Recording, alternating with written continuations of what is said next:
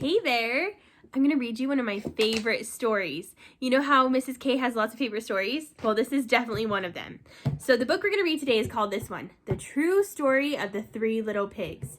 Before we read this story, I want to talk about the story of the Three Little Pigs. So have you ever read this story, The Three Little Pigs? I bet you might know what it's about. But in case you don't, I'm going to remind you, okay?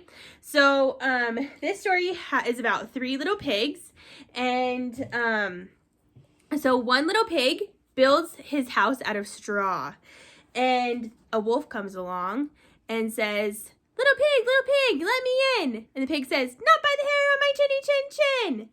And the wolf blows his house down. So the pig has to run bloop, bloop, bloop, bloop, bloop, bloop, bloop, to his brother's house. And his brother's house is made out of sticks. So the wolf comes along and says, he says, I'll huff and I'll puff and I'll blow your house in. And the pigs say, not by the hair on my chinny chin chin. So the wolf huffs and puffs and blows their house in. And then they run to their other brother's house.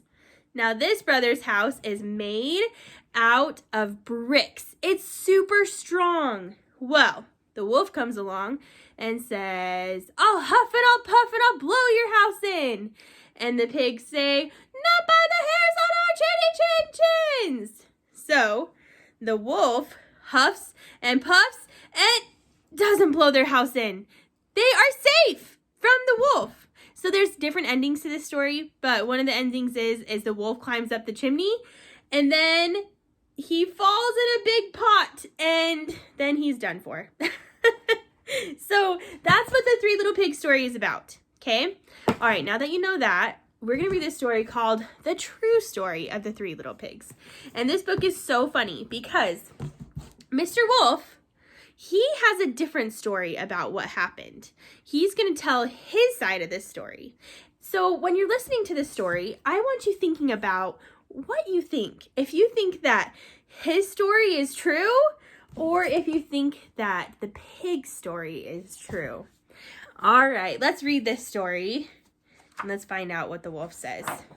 Sorry, gotta get to the page.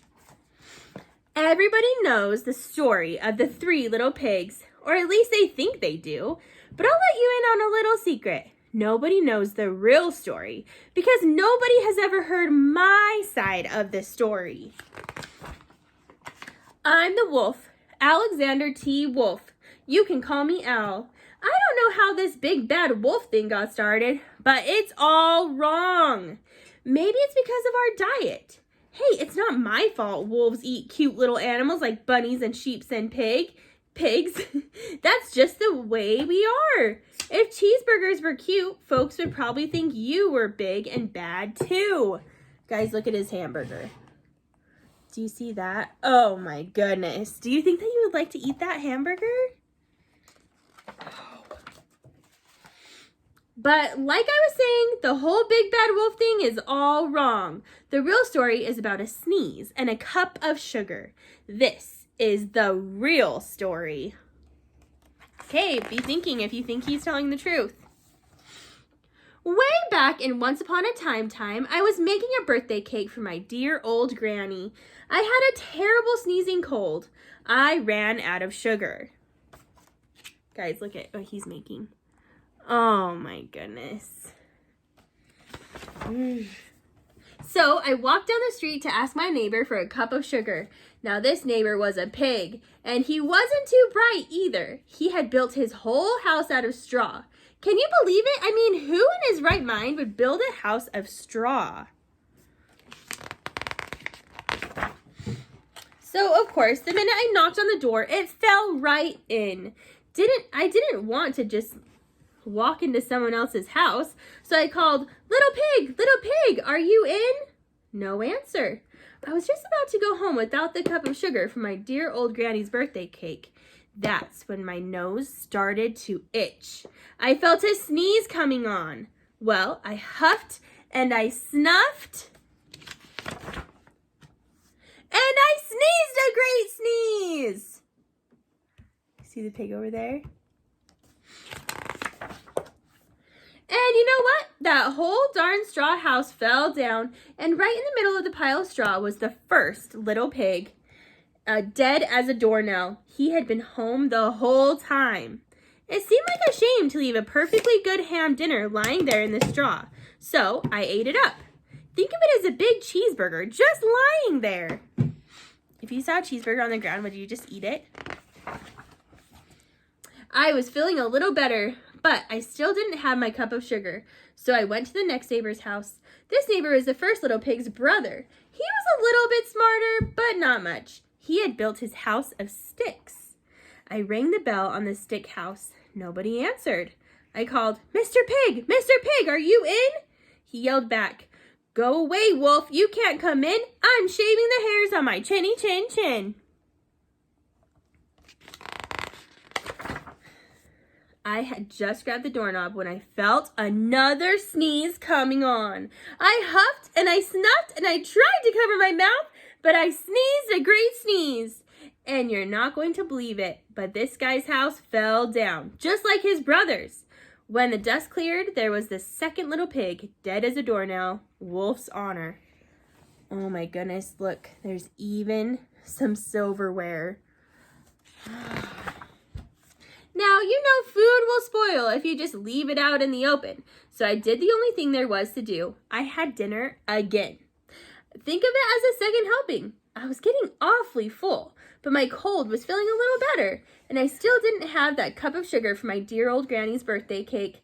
So I went to the next house. This guy was the first and second little pig's brother.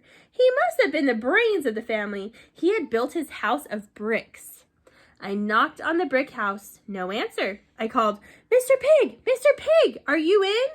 And do you know what that rude little porker answered? "Get out of here, Wolf! Don't bother me again!" Oh, the pigs are not being very nice. Talk about impolite. He's probably had a whole sack full of sugar, and he wouldn't give me even one little cup for my dear sweet old granny's birthday cake. What a pig! I was just about to go home and maybe make a nice birthday card instead of a cake when I felt my cold coming on. I huffed and I snuffed and I sneezed once again. Then the third little pig yelled, "And your old granny can sit on a pin." Oh, guys, look at this pig. In this story, the pigs look so nice and friendly. Does this pig look very nice and friendly? He looks like a mean pig, huh? Now, I'm usually a pretty calm fellow, but when somebody talks about my granny like that, I go a little crazy.